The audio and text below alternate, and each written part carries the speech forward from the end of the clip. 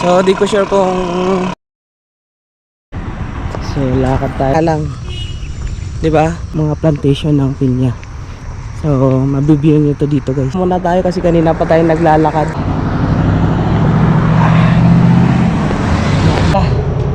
Over mo na.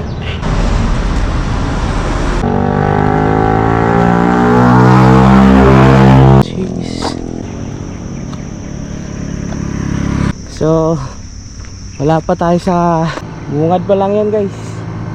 Bungad pa lang. Search mga 2 hours pa daw ang lakad. Mahabang lakaran pa to.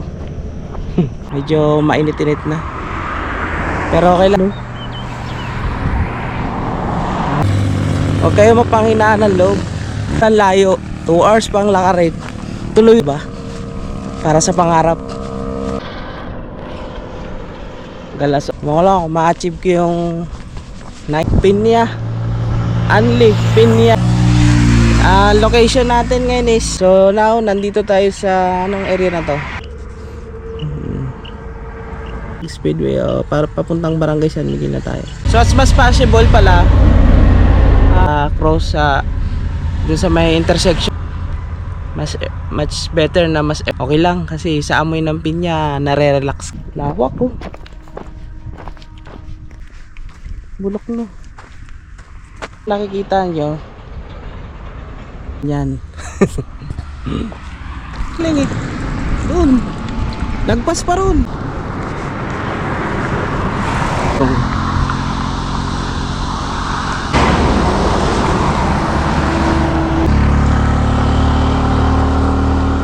Relax, palusong dito.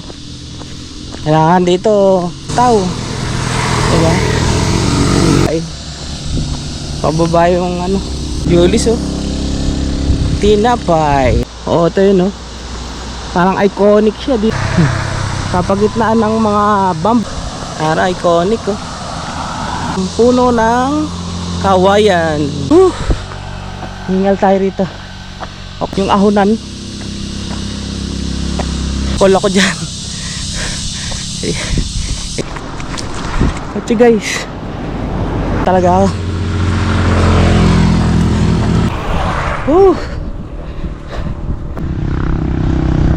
Nakakawala ng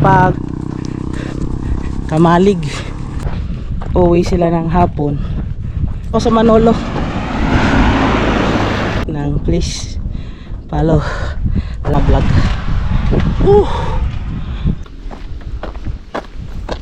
Boundary ng Manolo, puro pinyahan. Kapit ito na yun, maghihiwalay atin tamlang ng pinya. Del Monte Airport Road daw.